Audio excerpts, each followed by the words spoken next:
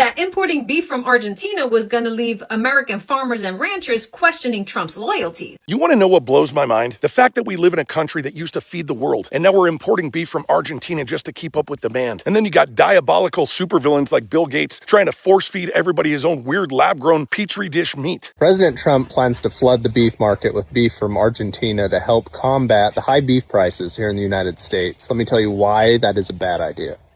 For one, the first time in decades, the farmer and rancher is able to finally turn a decent profit and put that money back into their farm and ranch and help keep their ranches alive. Second, if we cheapen American beef, we're going to fall back into the same trend that we were 4, 5, 6 years ago, where we're losing 10 to 20,000 American ranchers every single year. Why would somebody try to continue on a ranch or pass it down to their kids? Why would their kids want to run a ranch that's not even able to make a decent living? And third, a lot of these people are the ones that voted for you. What happened to the America First policy, taking care of the American ranchers and the American people first before anybody else? Now, I'm not saying imports are bad, but flooding the market and making it worse for the American ranchers is not the way to go about this. How do we get the cost of beef down? We got to get the cost of production down for the American ranchers. I'm interested to see what y'all think about this. Let me know down in the comments below. And as always, guys, buy American, buy local, and God bless. First, the tariff wars undercut American soybean farmers, and now Trump is importing beef from Argentina. They want to know what's going on here. It turns out President Trump is threading the needle. While he's making deals with Argentina to keep China out of our backyard, he also has to face the reality that beef prices have not come down, and the American consumer feels it every time they check out at the grocery store.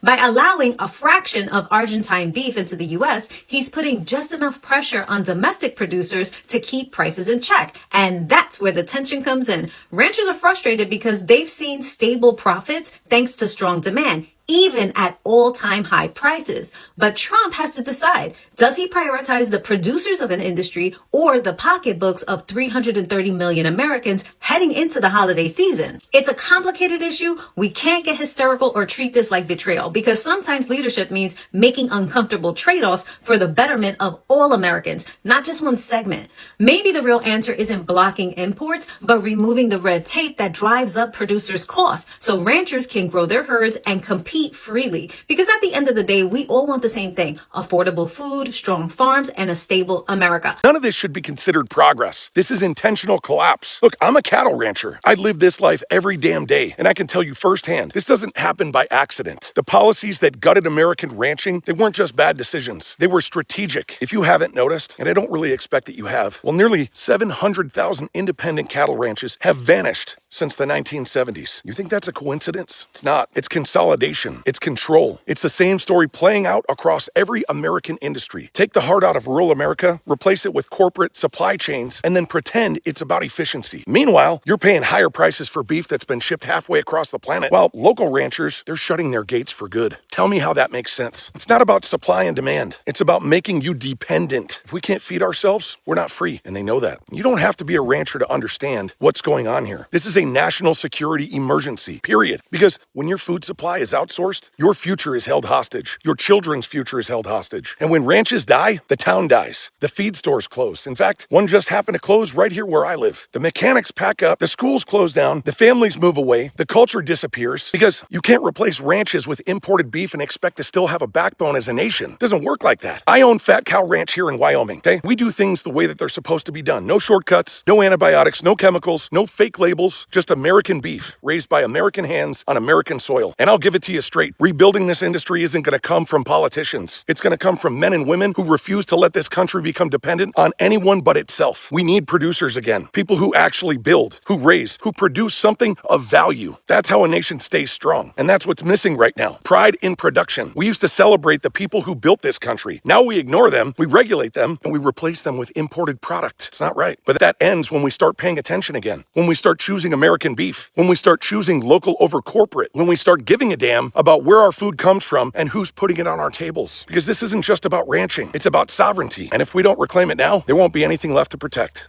Back in the 60s, the dairy farmers started protesting the price of milk and cost fixing. They still had to milk their cows, but they milk their cows, fill the tank up, and then dump it on the ground. In our location, we sold to a milk company that is very large, successful, and still in business. This company told their drivers to come get the milk anyway.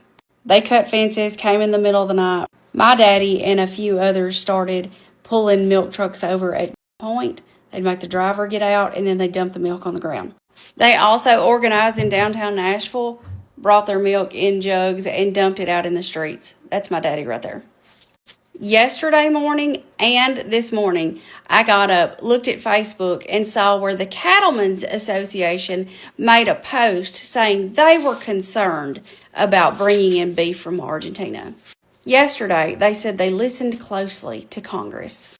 This stuff behind me in pictures is what gets stuff done. Not Facebook posts saying we're concerned about the situation.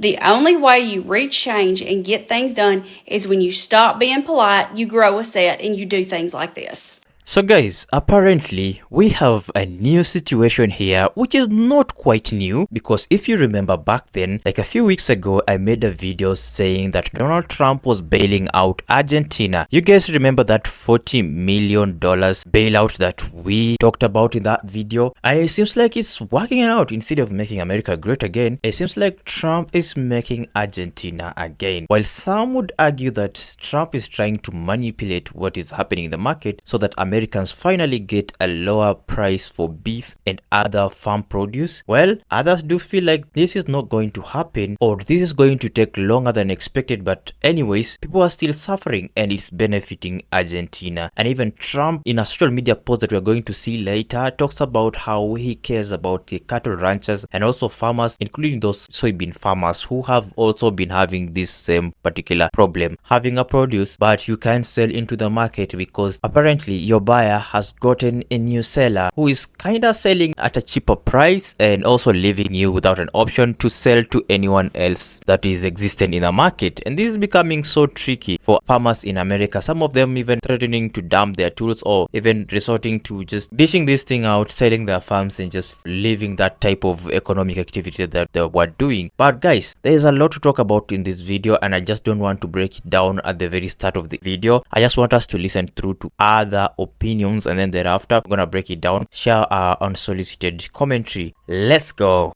If you are involved in the beef industry, you probably well know that the market is down the limit today.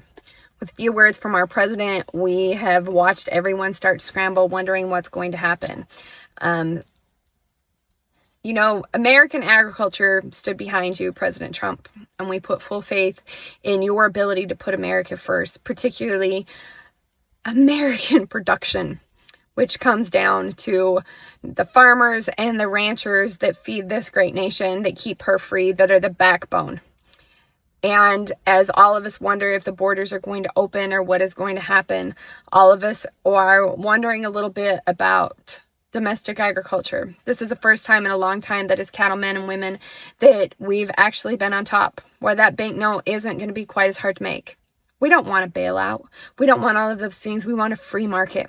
We want a market where we are actually getting paid a fair price, where we have the opportunity to keep up with all of the input costs that are going through the roof. You're going to make food cheaper, but what about our John Deere tractors? What about our pickup trucks, our trailers, our feed cost, our fuel cost? All of those things that we are still paying through the roof for. Just trying to make that banknote with a 8% interest rate has been beyond difficult for so many people in this industry. I am hoping and praying with all my might that as we wonder what's going to happen, and those few words that change everything for so many of us, that we will remember to put American agriculture first. Stand up for her. Keep her free. I really think Trump just said F them farmers. Question is, what do you have to say to U.S. farmers who feel that the deal is benefiting Argentina more than it is them, as they are Argentina's fighting for its life, young lady. You don't know anything about it. They're fighting for their life. Nothing's benefiting Argentina. They're fighting for their life. You understand what that means? They have no money. They have no anything. They're fighting so hard to survive. If I can help them survive in a free world, I happen to like the president of Argentina. I think he's trying to do the best he can. But don't make it sound like they're doing great. They are dying. All right? They're dying. And there you have it, right out of the rotten orange's mouth. It shouldn't shock anyone because Donald Trump has always been someone who didn't care about United States farmers. Hell, he proved that in his first term. Farms took a massive hit. As reported by the Farm Bureau, the actual amount of Chapter 12 bankruptcy filings skyrocketed. There was a 24% increase of Chapter 12 bankruptcy filings by farmers because of Donald Trump and his trade war with China. And Donald Trump's running that same play again. This is a breakdown from the Federal Reserve of Minneapolis, and they are taking a look at the 9th District and how it holds up to other farms across the country. You can see the massive spike of bankruptcies that are occurring all across the United States. Donald Trump has these farmers literally praying for help. I mean it. Federal government steps in to save them. Farmers have no one to turn to but God. Farmers, in my opinion, and it's only my opinion, are closer to me than anyone else on this earth because we deal with your earth every day. You know, we're hurting here, Lord. We can't help what's happened to us. Excuse out of me, did he just say they can't help what happened to them? Hey, Arkansas farmers, I just want to remind you, this is literally what you voted for. You all voted for Donald Trump at a 64.2% clip. I do want to shout out Little Rock, though, who voted for Kamala Harris. Arkansas farmers, when you say you can't help what happened to you, you could. You could. You know how? You know how you could have actually helped this? Pretty damn simple. You could have voted for Kamala Harris. If farmers continue to go bankrupt and lose their farms, this is going to be a huge impact to all American citizens. There's going to be food shortages. We're going to feel it. The prices of groceries are going to go up. This is going to be bad. I'm going to tell you, I'm starting to get real suspicious of whatever Trump is doing with Argentina. You already know that Trump has blown up the Chinese market for American soybeans. And now Argentina is sending their soybeans to China. And then we bailed out Argentina to the tune of $40 billion. Now look at this. Trump is suggesting that America is going to buy beef from Argentina to bring down prices for the American consumers. Yeah, American beef is high. You know why? Because there's a monopoly. But instead of addressing the monopoly, he's going to import beef from Argentina, who has already taken the American soybean market and has already been bailed out by the American taxpayers. So now we're blowing up the American beef market too? Trump has to be doing the bidding of another country to destroy America. There is no way you can make any of this make any sense. So I live in an ultra-conservative MAGA community. I was raised to be ultra-conservative and MAGA, but our community was actually built on cattle ranchers. And yes, every single one of these cattle ranchers in my community have been diehard MAGA. So I want to read the letter that Trump wrote to them. To the cattle ranchers, who I love that I was able to hoodwink for their vote.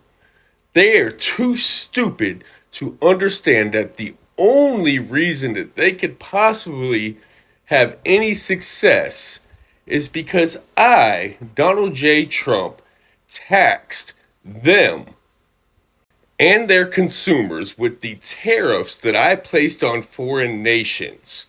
In fact, if it weren't for me, they would have to go back to doing whatever it is that they were doing before the days of cattle ranching. But it would be nice if they understood that. But these cattle ranchers need to get their prices down, because the truth is, I never cared about America first or the American farmer. If you don't believe me, just look what I did to the soybean market. I just sent $40 billion to Argentina to influence their elections. So that's why you, the American farmer, cannot have health care. And to the National Cattlemen's Beef Association, I read your response about how you cannot stand behind me. Well, I warned you, all you had to do was vote for me this one time, and that would be it. So thank you. Man, them farmers. First it was soybean coming on here bitching and moaning, and now it's all the cattle ranchers. They're talking about Argentine beef, and why would we buy Argentina's beef? We need to sell the beef here. Dear DEER, Mr. President, why are you doing this to us? We voted for you. You know what? I have good news for the cattle ranchers, though. It may seem like a dark time, but I have good news. The silver lining is maybe at the end of this, you'll be invited to the ballroom. Maybe you'll get to go to that $250 million ballroom. Maybe, just maybe, he'll invite your manure-smelling ass to the ballroom. And then all this will be water under the bridge, and you can go kiss your daddy's ass like you have for the last decade. Because Donald Trump is for the farmers. He's for the ranchers, right? Isn't that why he gave Argentina America First? He gave Argentina $40 billion. Meanwhile, the price of beef skyrockets. Meanwhile, Argentina undercuts the price of soybeans so they can continue to sell to China. Meanwhile, China has cut off all trades for produce and agriculture with the United States. But the farmers would vote for him again in 2028.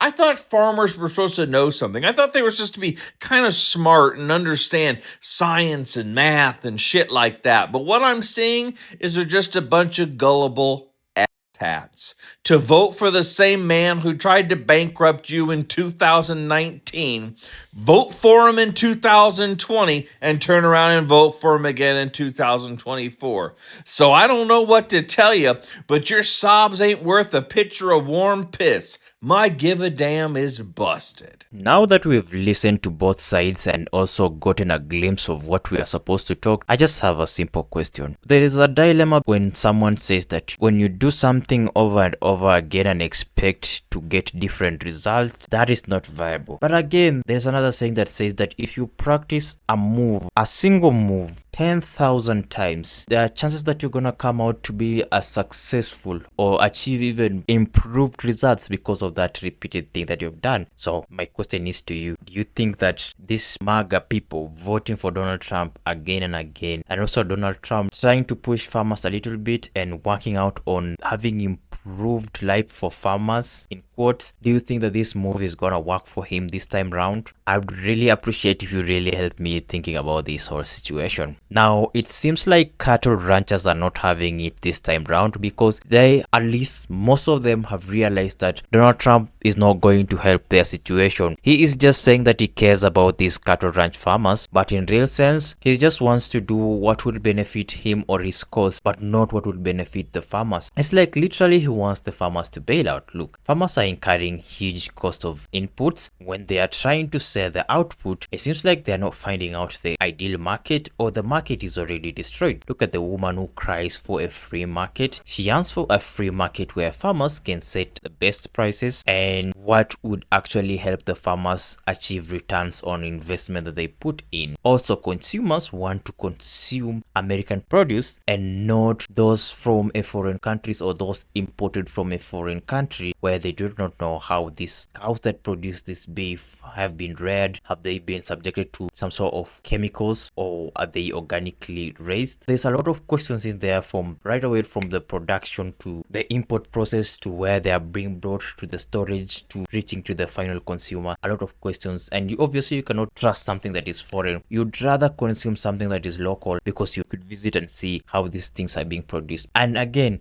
injecting foreign products or foreign outputs or foreign imports to the consumers so that you can manipulate prices so that the local farmers can put prices that would favor consumers, also is not very much ideal. I think all the stakeholders need to have been involved in making this decision and not just outrightly imposing tariffs and just doing 1, 2, hoping that the third thing that you do would bring results, effing around and trying to see if something would work out at the end of the day. I mean, it's literally trying. I don't take credits from that, but having done so without engaging all the stakeholders in this business is outrightly just not helping at all. Cattle ranchers in America crying out loud, saying that their business is being affected. Some of them even contemplating to leave that trade. Others even filing for bankruptcy because they can no longer sustain this business. It all tells you that all is not well. But again, people from the progressive side are also calling out the MAGA cattle ranchers because they have been voting for this administration or for Donald Trump again and again, and he has clearly shown that he has not taken these people's interests into consideration for the longest. He doesn't care about the farmers. Look at what happens to the soybean farmers. He promised that the egg prices will be down. I doubt if the egg prices are down right now.